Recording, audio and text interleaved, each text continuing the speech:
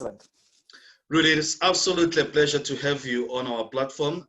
My name is Thwala. I am the founder and director of a little NPO called Minds of Good Health. And what we're trying to do is to raise awareness of depression and provide venues for those who are battling with this silent killer. Rudy, as I said earlier on off air, that I regard you as one of the key leaders in the tourism industry here in Cape Town. So really, it is an honor to have you on our platform. Just before we start, I thought it would be great just to get to know you a little bit better. So won't you tell us about yourself, just a little bit about yourself, please? Chris, thank you so much. And it's interesting the journey that the two of us have walked together. I remembered when I met with you the first time with your hopes and aspirations at the Indaba Hotel in Joburg, doing your trips through to the Madikwe Game Reserve when Madikwe wasn't even known. Everybody just knew about the Kruger. But basically, I grew up on the East Rand outside of Johannesburg. I studied tourism. Both my parents were teachers. And I've led this extraordinary journey through tourism over the last 24 years. Wow. Where I got involved in the big group sector of the industry with some key players. And it was interesting. I mean, you got to look at South Africa before 1994. Yeah. There were no international brands. Everything was homegrown, either named after a planet or a flower. And then you would see how the international brands came into South Africa. Yeah. But through that, I was the first member of my family to travel overseas on international marketing trips. I think I was actually the first member of my family to fly. And I had the first trip from Durban Airport to the old Jan Smuts Airport. And I remembered my parents, the neighbors, everybody was standing there. I felt like the Springboks came back from a winning feat. But yeah, that's what tourism's been in my life and my journey. But, yeah, that's a very short sort of summary, Chris. That's great. Just in your observation, we're talking about tourism a bit. Just in your observation from tourism perspective, how has this pandemic affected those in tourism industry mentally? How has this affected this pandemic? How has it affected those in tourism mentally? So, Chris, it's very interesting because my journey versus the journey of some of my colleagues were two very different journeys. I, for the first time in years, had time where I would normally spend my time standing in a queue, waiting for a visa application with 3 months bank statements, with a letter from my employer, with a clearance so that I can get a visa to go into another sales trip. Yeah. And from there, get my tickets, my entire itinerary. My life was consumed with planning for my next trip. And then when lockdown happened, I had this time to go and explore other avenues.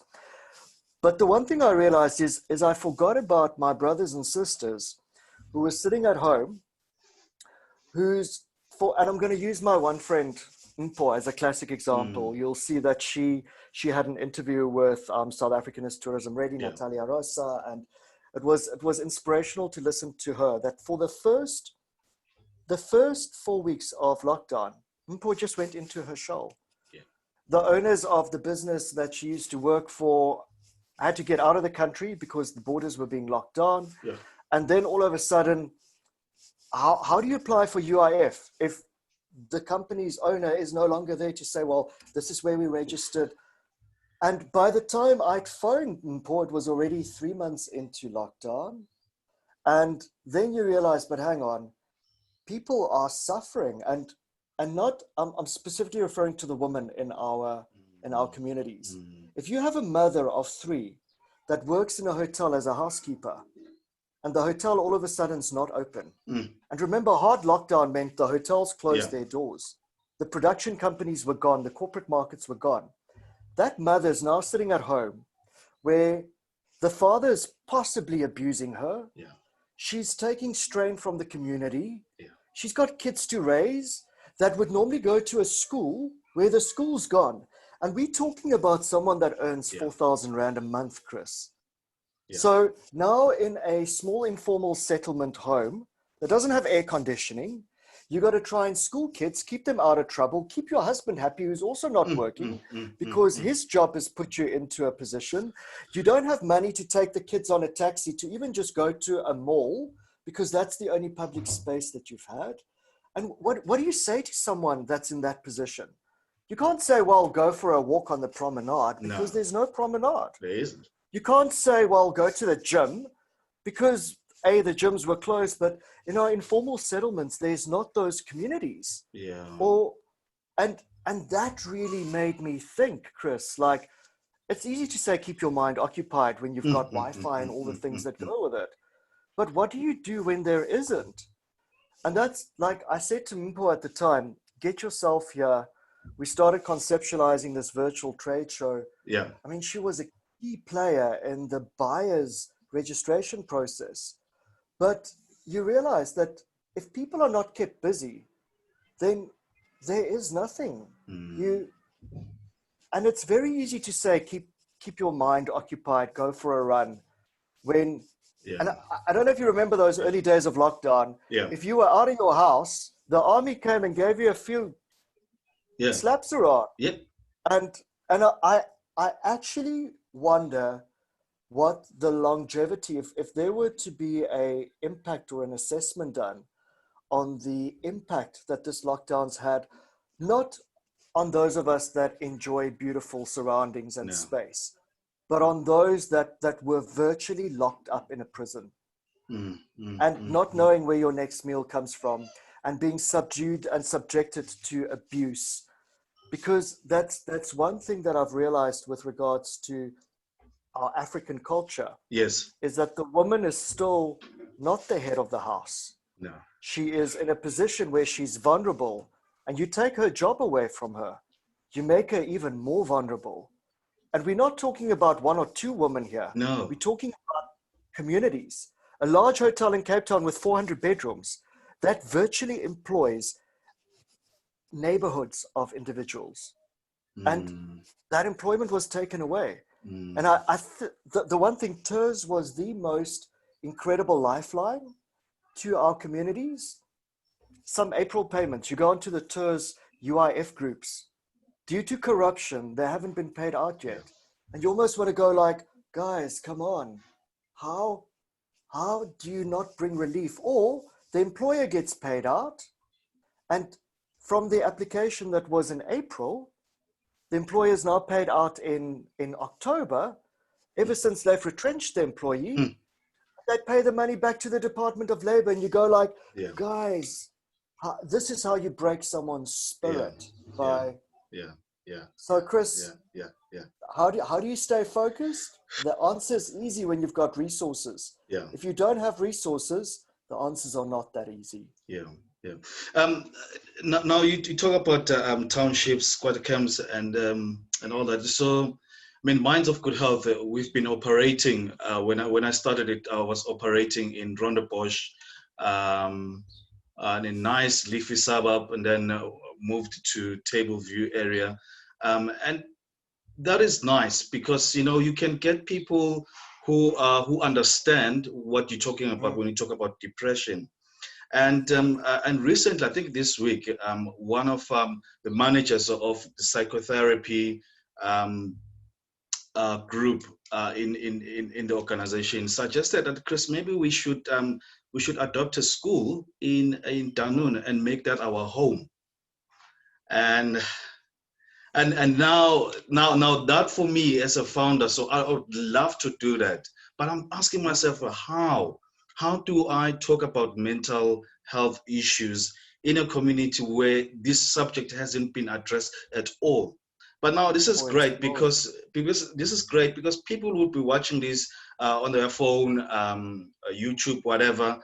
So it's great that people get to understand that there are issues such as mental health, and we should be talking about those things. But now, so going to that, for someone now who knows that there's something wrong with them, probably they're feeling sad, but they've been sad for weeks, and maybe they've got a bit of anxiety, but they cannot explain it. Now they are scared to come out and talk about it because there is stigma attached to that. Um, how would you advise that kind of individual? What are some of the pointers would you give to a person who knows that there's something wrong? They're feeling depressed and there's a bit of anxiety, but they're scared to talk about it because of the stigma. Chris, it's an interesting journey because I grew up with a mother that was bipolar, and I specifically remember I had two moms.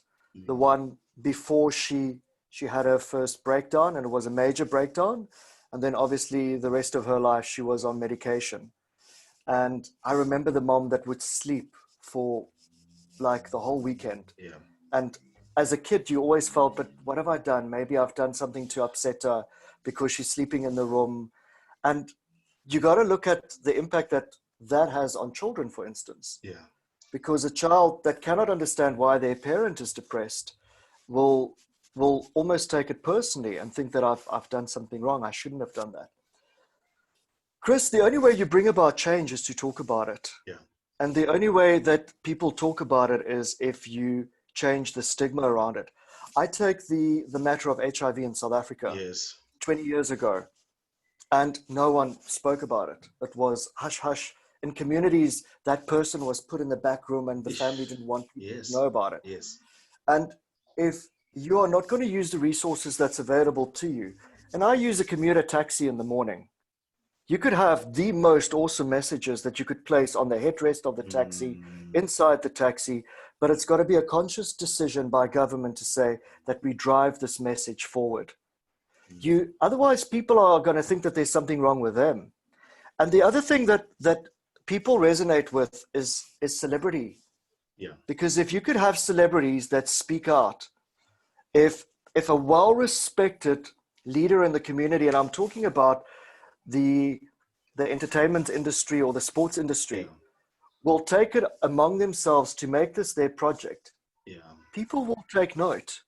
And I'm specifically talking about, you take one of our sports stars that are celebrated. You have to drive the message from a point where people move downwards. You take Princess Diana, for instance. The first time she touched an HIV patient's hands, that changed lives because she was in a position where she could display that level of compassion.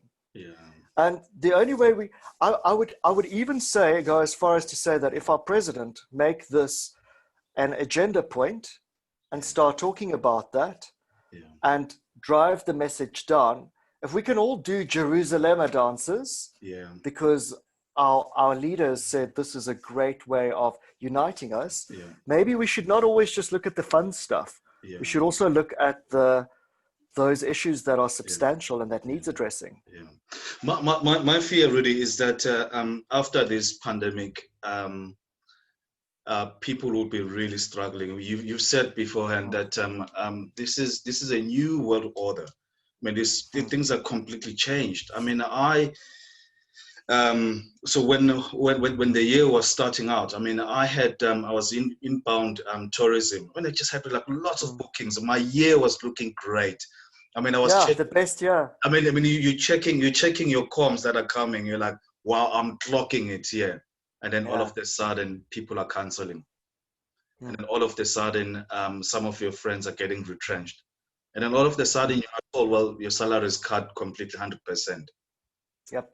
So this is completely new world order, and I fear that depression is seeping in to people bit by bit, and people do not even know what is happening. And so it's people like yourself, myself, and other people who I've interviewed who have talked openly about their struggles and their family struggles. So thank you very much for being open to us and just talking about your past as well, because you grow up with this thing and you question yourself that what have I done to cause maybe my mom to behave like this? What have I done to actually experience depression? I mean, I always ask myself this question: what have I done actually to have gone through depression? I mean, I don't know any of my friends, black guys, who have gone through depression. I'm just like, well, this is absurd. Why should I go through it? I thought this was a white people's thing,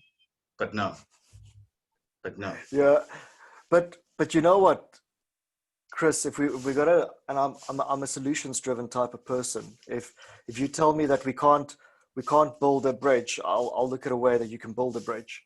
Mm. And we should never underestimate, again, the mothers that nurture, Yeah, the daughters that are looking after children.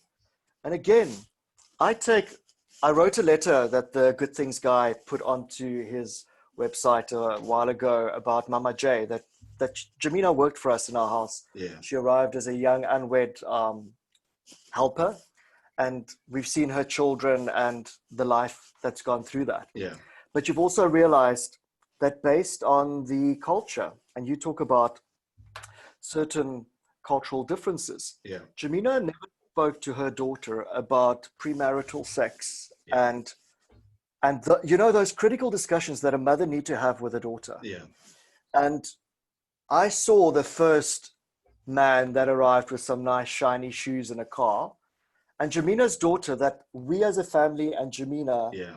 have raised to be this fantastic young South African with a bright future ahead of her, fall pregnant. Mm. When she fell pregnant, there were the scare of HIV and everything around Yeah, that. And you were just like, why was she never sent on a sort of yeah, self-explanatory course, a yeah, development course that would teach her certain skills? Because I could see that she pulled completely in herself because of this bad thing that her daughter did. And you're like, but the yes. days she grew up versus the days that Patricia's growing up are completely Completely different. different. Yeah. And how we had to find solutions. And my mother that passed away, and Patricia moving into Mm. the house with my dad and still continuing her studies. And it's just fascinating to look at Mm. solutions that are available in 2020, Mm. which would not even have been an Yes, option 10 yes, years ago. yes. And the only way we're going to change things is by talking and by putting solutions in place. Yeah, And yeah, again, it's if government will allow a platform for South Africans to bring ideas to the table. yes. Imagine we could run an entire initiative that discusses mental health, but not just that, mother and daughter relationships. Mm. Because there's certain things that happened in the 1950s with a girl that still Mm. happens in 2020, that within our certain cultures in South Africa, the goalpost hasn't shifted. Mm. The family still disgrace you. The gogo is still completely shocked. And Mm. we need to change those perceptions and Mm. give guidance. And Mm. Mm. Yeah, Rudy, this is interesting. You know, every time I do these interviews, my questions are pretty much the same, but with yeah, the certain nuances. But every time I'm shell shocked because I see a different perspective. I thought me and you would be talking about the effects of tourism, which we did, but now you're bringing a different light, which is something I haven't thought about. So the community, mother and daughter, which you have emphasized a couple of times, and so I really appreciate that. You never know, and as I always say that you never know who's going to watch this, and this could change someone's life. So I really thank you for that. Any just last remarks sure. as an encouragement to South Africans going through this horrific time, please? You know what, Chris, it's so funny. I've gone through a really deep personal journey over the last 3 weeks where, I've actually resigned from my position after 11 years, having a stable income, having paid my UIF for the last 24 years, and just seen a new world that's unfolding. And I think if there's any place where you could make a difference, it's in Mm. South Africa. The opportunities you have in this country is exceptional, and we just got to find a way of getting those South Africans that really want to work together and thrive Yes, to yes, stand out yes, and lift them out from that ocean of talent that's out there. yes, And yeah, I've got a plan, Chris. I've, yeah, I've got a great plan. yeah, yeah, yeah, yeah, So yeah. yeah, I'm going to pursue this dream. There is a dream. And I saw this in one of the government hospitals. Yeah. there was there were 4 nurses looking after this ward. And the one nurse, Nurse Mashlangu, I'll never forget this woman. She was an angel amongst nurses. She deserves the Medal of Honorary Nurse of the Year. But there were 3 other nurses in that ward. They shouldn't be nurses, Chris. They're being paid their salaries. The government gives them their certain privileges that goes with that job. And this is where the idea started, where I sat there and I thought, what if you develop a blockchain verification process that gives people a record of evidence for great work? Because I would apply this technology to Nurse Mashlangu. At that stage, Anna, that was my helper, she would apply it, her sons would apply it, her family would apply it, and every other patient in that ward would apply it. But it will change the way those other 3 nurses look and see that Nurse Mashlangu is getting these endorsements. Yes. And yes. So all I've got is never keep quiet. Yeah. I have had so many doors slammed in my face over the years, and I've now decided I'm not gonna ask for help anymore, because everyone's caught up in their own thing. I'm gonna go and do it myself. So wish me luck. Yeah, all the best, brother, and thank you very much indeed. I know that you've been busy. You've been working 18 hours in the last couple of months, so thank you very much for your generous time you've shared with us. I really appreciate that. It's a pleasure, Chris. Thank you, and thank you for what you're doing. It's cool, amazing. man. Thanks, brother.